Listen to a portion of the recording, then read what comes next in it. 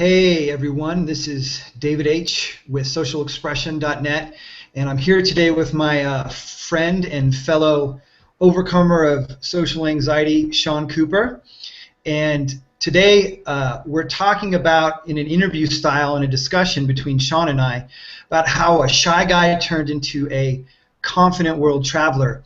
I was speaking with Sean. We speak every couple months or so. We become friends after finding each other across the internet, on connecting on our journeys to overcome social anxiety and shyness, and then help others do the same. And he was telling me about this amazing 3.5-month trip that he went on. And that's why we're here today, to talk about that and lessons learned from that to help you guys out there do something similar if you want to, and really to do whatever you want in the world to be more confident and get out of shyness, social anxiety, and anything that's holding you back from being who you really are and your best, most confident, authentic self. So, Sean, welcome. Good to be here, David. Cool. Good to have you. And first, why don't you tell people, that don't know who you are, because we're going to have people that do and people that don't, some of your background and how you got to where you are today. So basically for the past 4 years or so, I've been teaching people how to overcome their shyness and social anxiety. I started off having really, really severe social anxiety. I was always shy growing up, and then maybe around the ages of 5 to 7, that turned into really extreme social anxiety, where I basically had no friends, didn't do anything outside the house. I didn't really talk. Sometimes I go to school and I wouldn't even say a word all day, and I'd go back home, and the only person I could really have a conversation with is my brother. So I sort of got comfortable with it. I learned to live with it. And then I moved away to university, and at that point I kind of moved away from even the few people that I did sometimes occasionally talk to at school and my family, so I was basically completely alone. And at the time I didn't like the program I was studying, so it kind of turned into a downward spiral where not only did I have social anxiety, I became more isolated. It kind of led to depression, and I feel like I kind of hit rock bottom.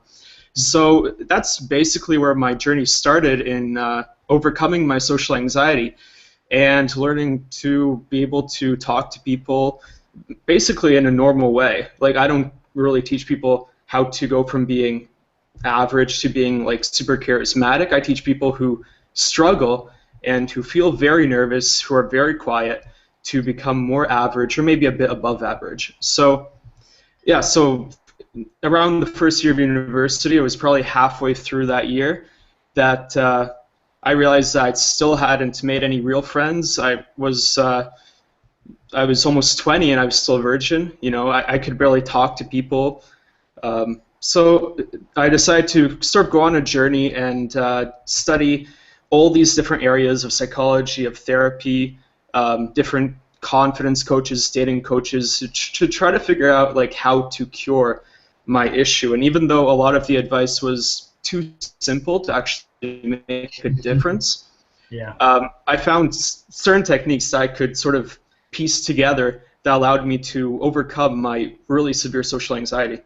And like you mentioned before, now I do things which I could have never done. Like, I'm able to have a dating life, and I'm able to go out and socialize, have friends, and one of the things which I enjoy doing, which I definitely couldn't have done if I had social anxiety, is long-term travel. So I recently went to South America for 3.5 months, and I just came back to Canada maybe a month ago, just before Christmas, because I wanted to be with my family at Christmas. And now I'm back in Montreal, back to work now, but I definitely had a lot of interesting experiences from travel, so I guess that's why we're here to talk. Yeah, I mean, it was really inspiring, and I got to admit, I was kind of jealous when you got back, and I knew we had been communicating over email, but I didn't realize it was 3.5 months in South America, and I was like, oh, that sounds great, because I've been working pretty hard over the last year, and and I and then I was like, hey, let's do an interview on this. Let's talk about it. We could help people with this. Don't tell me anything. Let's save it, because I haven't even heard. I don't even know what really went on, and so I'm excited to hear that. So why don't we jump into that? Why don't we jump into, tell us about your trip. First of all, too, tell us what inspired you to go on this trip down to South America for 3.5 months, and then go into whatever you'd like to about it. Well, the reason why this isn't the first this type of trip I've done. I went for a few months to Asia before, and the reason why I basically decided to do it is because we only really have one life to live. So I feel like a lot of people, they're born in one city and they kind of stay there their whole life, and they fall into a routine where they basically work during the week and then they might go out on the weekend, and they kind of repeat the same thing over and over and over and over again. And maybe a couple weeks a year they might go on a vacation. So for me, doing something like traveling for 3.5 months to a totally foreign country, it's a way to actually experience a whole different part of life and break those old patterns and break those old routines. And personally, I think anyone should figure out ways to do that, to break your old comfort zone, your patterns, your routines, whether that's travel or some other way. Yeah, I totally agree with you, and I've probably been too much in my comfort zone, having not done any international travel. Did a lot of domestic travel last year. I totally agree with you, and to go on the adventure. And it's really difficult if you have social anxiety and shyness, really blocking the way to be able to go and do that. And I totally empathize with anyone listening that is like, I could never do that. I could never do that. Well, that's why we're talking here today. So hang on with this. What was it like meeting people on your trip? How did you do it? If you can explain to people, kind of, even some simple steps that you took to kind of break it down simply, especially for people that might really be struggling, but have even a spark of desire that, hey, I would like to be able to do this too someday. Mm-hmm. Well, meeting new people while I was traveling, it's really interesting because they don't know, when you meet someone while you travel, they don't know who you are. Like, they have no idea what your past is, how you were in the past. If you used to be shy and you meet someone new, they don't know any of that. So sometimes I get emails from people and they tell me things like, I find it really hard to be confident around my family or old friends. Or they say things like, when I try to speak up more often around my relatives, I feel like I'm being weird. And that's because those people have an idea of how you were in the past. So it might not even be that you're acting weird, but the change is weird to them. So, so I feel like the way that our minds work is we sort of create anchors in situations or around people. You might have a certain personality in your workplace where you're very outgoing and charismatic, or you're used to talking to people in your workplace, so you have a personality there. You have a different personality at school or a different personality with your family. So if you want to overcome your shyness or social anxiety, become more confident, I think one of the best things you can do is become aware of the fact that your brain does sort of look at how you've acted in the past and, kind of push you towards acting the same way now. And the way out of that is to get away from those old anchors by going into totally new situations and meeting totally new people who have no clue of how you were in the past. I think that's one of the most practical ways you can change and try to develop new aspects of your personality to become more outgoing or more social, more talkative, is meeting new people. Yeah, and I agree with you. Our minds do that, and really, the truth too that I've learned is that with family and friends, it still comes from inside us. our behavior is belief-driven, thought-driven. However, I totally agree also that it's harder to see that that's happening because they are used to interacting with us in a certain way, and so that reinforces it. Even though we can learn to be totally different around friends and family, it's like having a tabula rasa, right? A clean slate, a blank canvas when we go traveling. And I think that's true for people without social anxiety because all those connections are broken. They can kind of be whoever they want to be because nobody knows them through their thought belief filters coming this way towards us as well as ours going out towards them. And then this seems like it's just the way things are even though it's very shiftable. Mm-hmm. I would love and think it would really serve people out there listening in the community if you have any cool stories about how you met people along the way. I remember seeing some pictures pop up of people you met. And kind of how, a story or two of how that sort of occurred while you were traveling and meeting people. Yeah, sure. So one thing which I found was interesting, which I didn't really expect from traveling, was I met a handful of people who I actually traveled with for a couple weeks. Or, I'd meet them in one city, we'd go to another city, and then maybe we'd split up and meet back up a couple weeks later. Before, I've taken longer trips before, like to Asia, and that didn't really happen. I think maybe because I still had sort of a bit of shyness or social anxiety, and so now I've overcome it much more, and I found it interesting how I was able to, create these type of closer bonds where, I did spend a couple weeks, visit multiple cities with the same person, create a deeper type of friendship. So, for example, I think one of the first people I met who I visited multiple places with, I met this girl from Russia, and then at the same hostel in Northern Colombia, I met a guy from the U.S. So I met them separately, and then I kind of introduced them to each other at the hostel. And the funny thing is, I was the way that it seems like people travel, at least in the part of South America I was, usually they go in a line. So they go from Colombia down to Ecuador, down to Peru. Some people visit different countries too. But people tend to take the same type of path because that's where the main cities are. So if you meet someone, it's a good chance that you're going to see them again. Or funny enough, they might have met people that you also met. So I sat down at a hostel, and there was this guy just on his phone. So I decided to start a conversation with him. It was just something situational, something about the Wi-Fi. I just asked him, like, what's the Wi-Fi password or something like that. And then off of that, I started talking to him more, and we actually got into a pretty good conversation.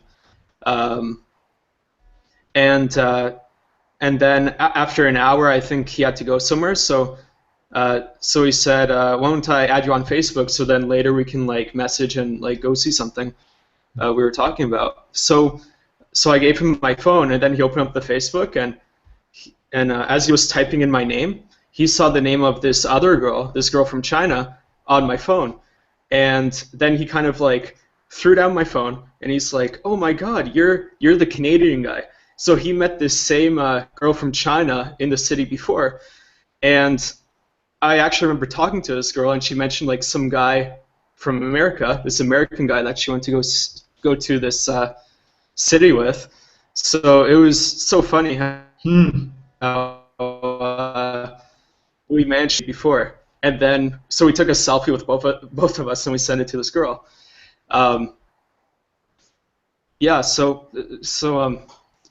it's interesting how I guess when you learn how to overcome your social anxiety, a lot of it is working on yourself. But when you work on yourself, your outer world changes when you change your inside, which is sort of what I found in my experience in making friendships with the people I met while traveling. I mean, I've been in hostels before, and a couple of years back, it was probably the last time I did a longer trip. But I wasn't able to form these type of closer connections, people who I still keep in touch with, like over the internet. And I think there's a big lesson there that it's not really your surroundings that determine if you have friends or connections. It's who you are, and when you can change that and become more open and vulnerable to people, you can form those connections that you want. Yeah, that's an amazing story. I mean, that's just incredible. It's like that law of attraction sounding stuff. It's like Yeah. small world uh, kind of thing. I mean, it's really it's just a small world and like the traveler circuit, but it's so it's so cool that happened. That this connection was built across the globe from all this traveling, and I think too it's true that people are more open when they're traveling too, so it is actually easier in that way because they too really there's this internal sense of I can be different. I don't have to be who I think I was, who they think I am, and those roles are all gone. So that's awesome. Now, just to get a little more specific, how this first person you met, how did it go down? Did she talk first? Did you talk first? Did you know, how did that go down if you remember? I remember the girl who I met from Russia, who later I introduced her to this other guy who I just shared the story with, and then we went to this national park, which was kind of like the next stop. Like we were all gonna head there anyway, so we decided to go together. So basically, I think at the place I was staying at, there's breakfast. They serve breakfast, so there's a few big tables, and then I think she was already sitting there, so I just sat down on the other side of the table, and I said, "Hey," and then I just asked a very basic question like, "What are you up to today?" And I think sometimes people who have social anxiety or shyness, they overestimate how cool what they say has to be. Sometimes if you just have like a friendly, positive energy, people respond perfectly fine. Especially if you're in that type of situation where people are, looking to meet someone new and they're open to meeting new people. You don't need like a complicated sort of conversation opener. It's more about your overall energy, right? Mm-hmm. Yeah, totally agreed. The simpler, the better. The more natural it is, and the more it's just a friendly interaction. And if they do react negatively by you being a positive, friendly, person, that has zero to do with you and everything to do with them. And I mean, in general, people are going to react, even if you're a little awkward and nervous, and you just go ahead and say, "Hey," anyways. Most everybody's going to be pretty friendly, and if they don't, and when someone's living in the social anxiety state of mind, it's like instantly making it about themselves. But that's just those cognitive distortions, those lies of the mind going on, and knowing that can be a comfort too. So I love how simple, and it's just like, hey, what's up?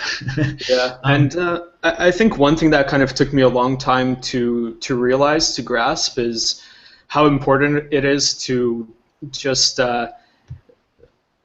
start to see it as normal to invite people out to things, to tell them, I'm doing this, do you want to come? Do you want to do this? Because people who don't have much experience with having a social circle, social life, like I used to not have, they might think that, I don't have friends because I'm not charismatic enough, I'm not interesting enough, I'm not, funny enough, I'm not entertaining to people.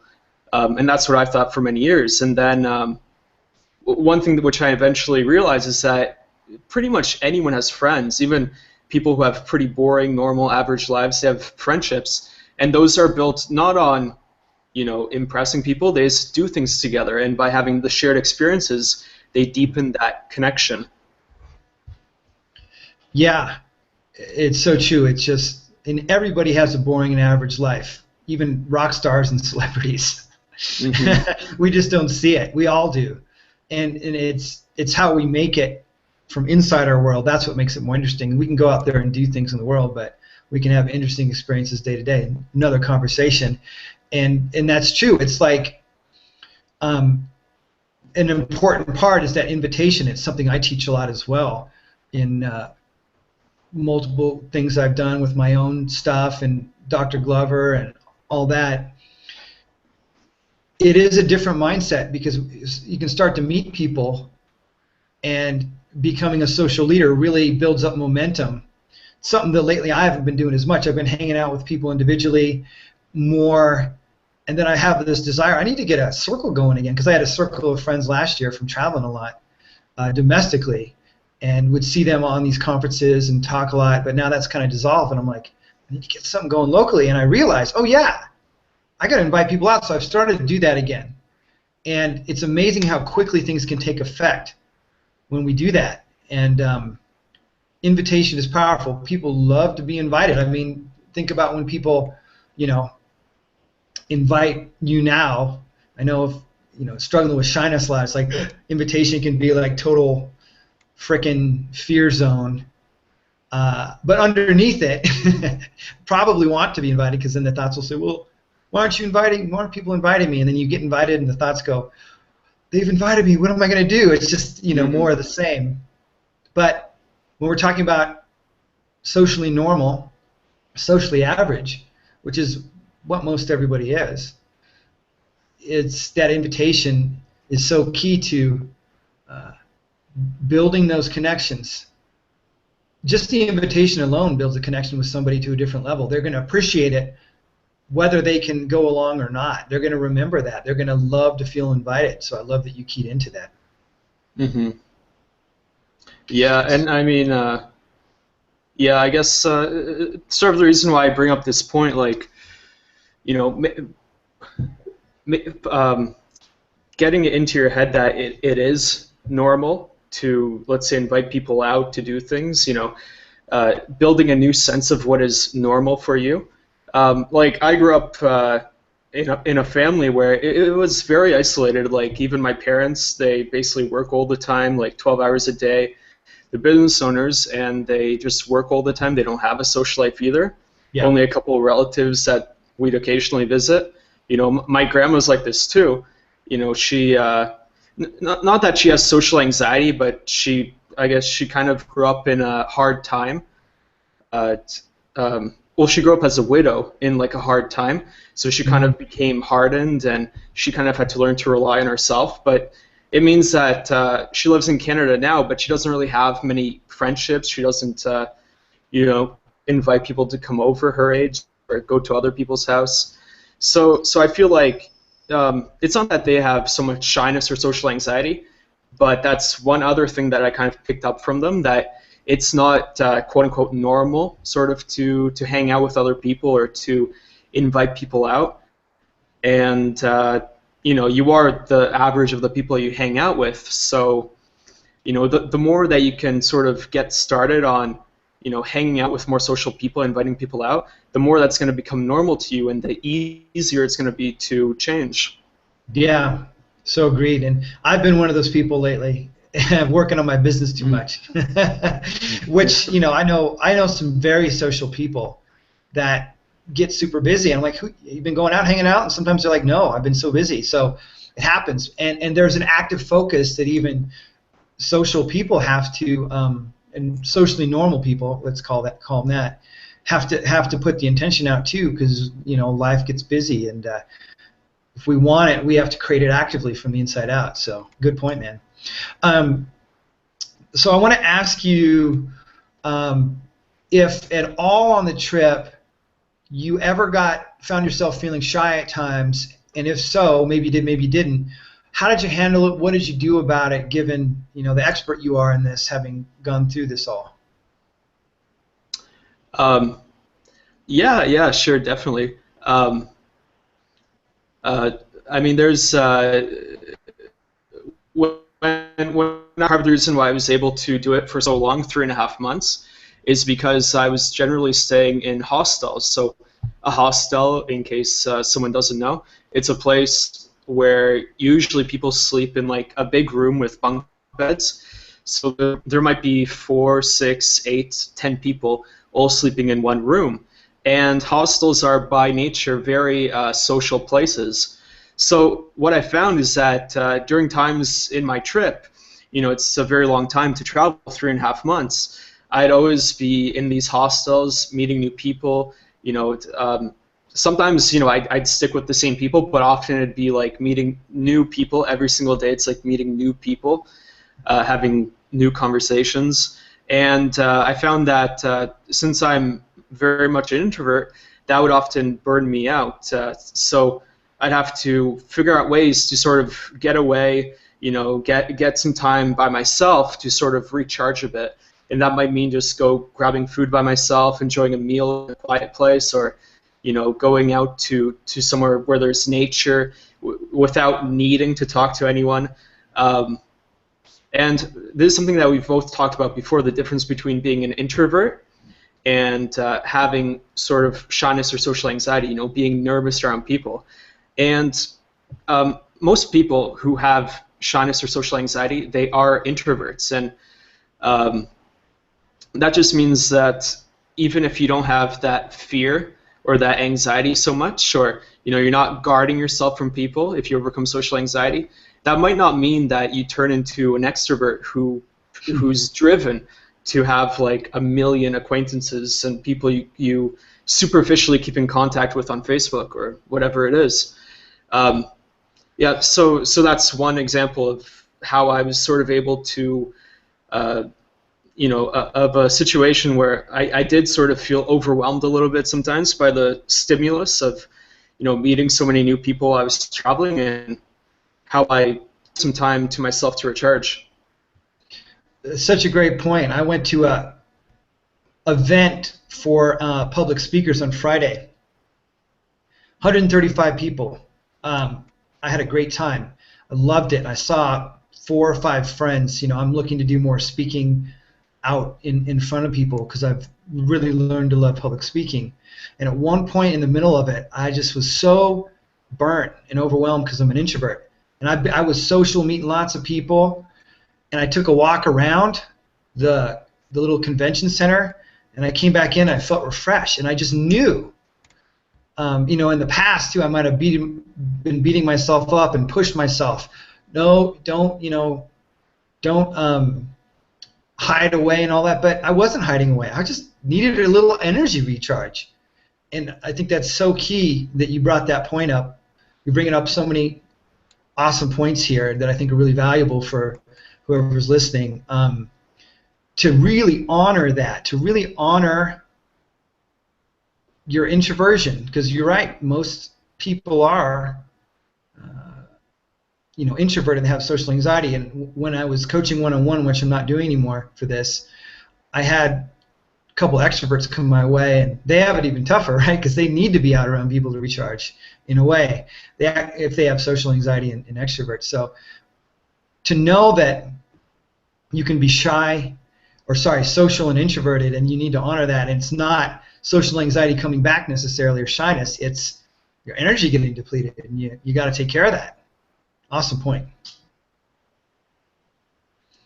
So,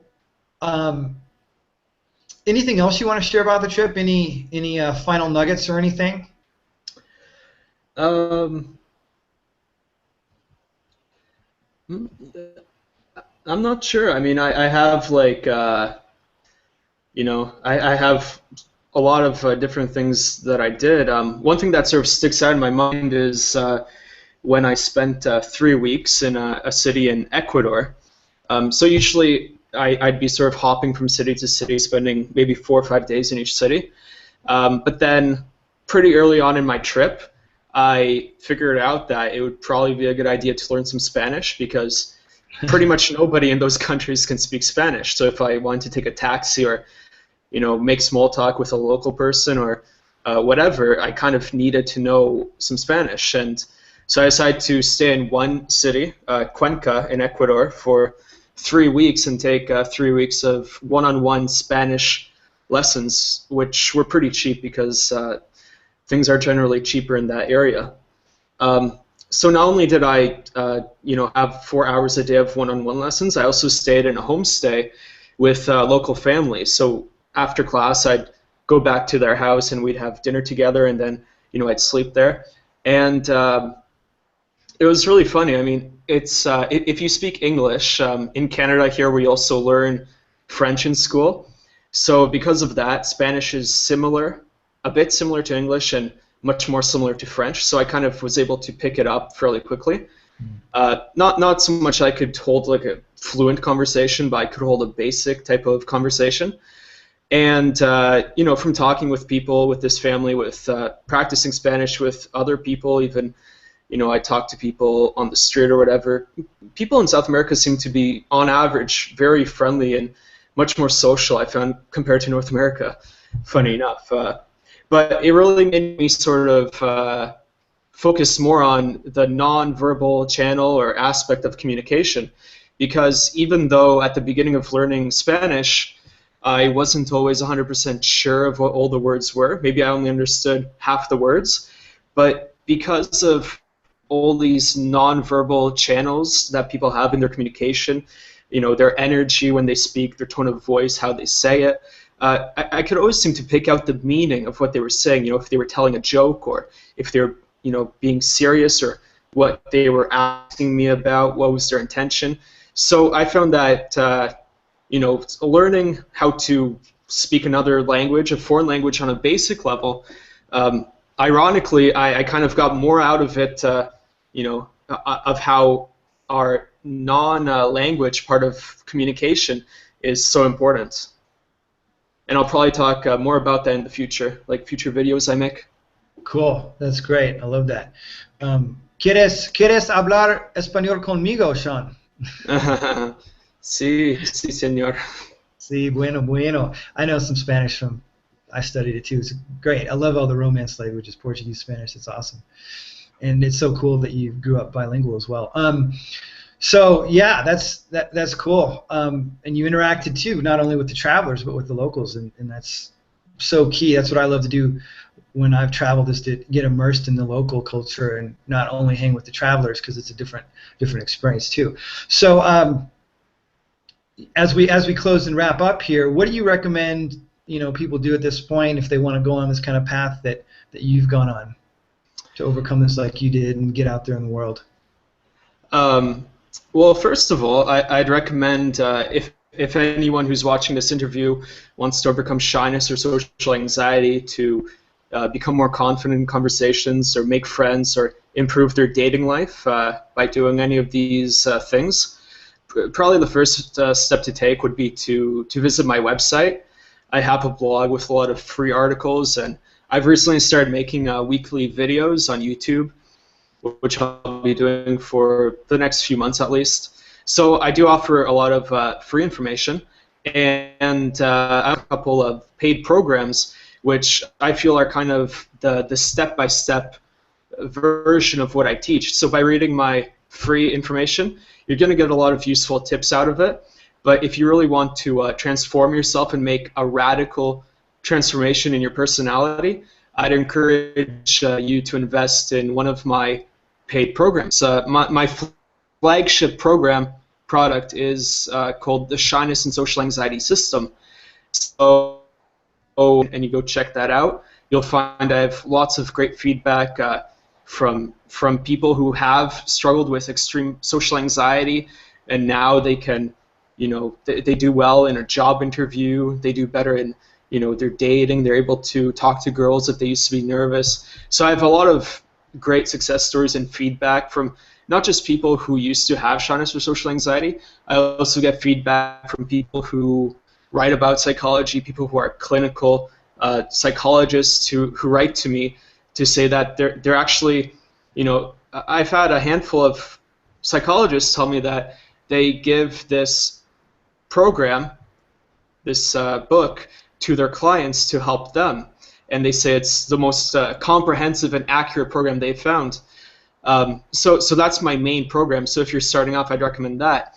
And just in the past few months, I've also created a couple additional programs that go into more advanced techniques. One of these is called conversation hacking. So that's more about advanced conversational techniques, like how to keep a conversation going without creating awkward silences, how to stop being cold quiet, how to be more expressive and charismatic, handling group conversations, everything related to that specific area, because I kept having people emailing me for tips about conversations. And I also created a program called the Attractive Introvert Formula. and that specifically helps guys who are very shy and nervous around girls to start dating and get a girlfriend, even if you're a virgin and you've never even kissed a girl before. Because, like I said, when I first started out, I was extremely, anxious and nervous, and I had no idea where to start improving my dating life. So this program is meant to, build your confidence up from a very ground level. Teach you specific techniques to get girls to laugh at what you say, to become attracted, to form a closer connection. How to make it sexual so that girls see you as more than a friend. It's really probably the best program I've made after the shyness and social anxiety system. And I get a lot of great feedback on that program too. So those are the three main programs I offer. So first, I'd encourage people to check out my free articles and videos, see if my teaching style and my tips resonate with you. And if they do, then you can try out my programs. I offer a 60-day money-back guarantee, so if you're not satisfied at all, you can always get your money back. And surprisingly, I very rarely actually have people take me up on that offer, which is why I'm able to do it. Right? So that's basically some ways that people can sort of find out more about me. And cool. What I teach. Wow. There's a lot of stuff going on, man. That's great. A full suite of things to help people. And I'll make sure to post some links underneath this video, because it's going to post up to my YouTube channel, and I'm sure we'll share the love in our blogs and our emails and all that. So thanks, man. Thanks for being here today. Thanks for sharing your knowledge and wisdom with everybody here. I learned too. I loved hearing about your journey, and it's so cool to hear about that. And thanks for everybody out there listening. Really hope you got a lot of value out of it. Post below in the comments. Check out Sean's blog. Check out his programs. I've seen his stuff. It's why we've gotten to know each other. Part of the reason we've got to know and become friends. And I wouldn't be doing this interview here with Sean today if he wasn't legit and didn't know what he was talking about. So till next time, take care, and we're complete. Bye-bye. Okay, see you.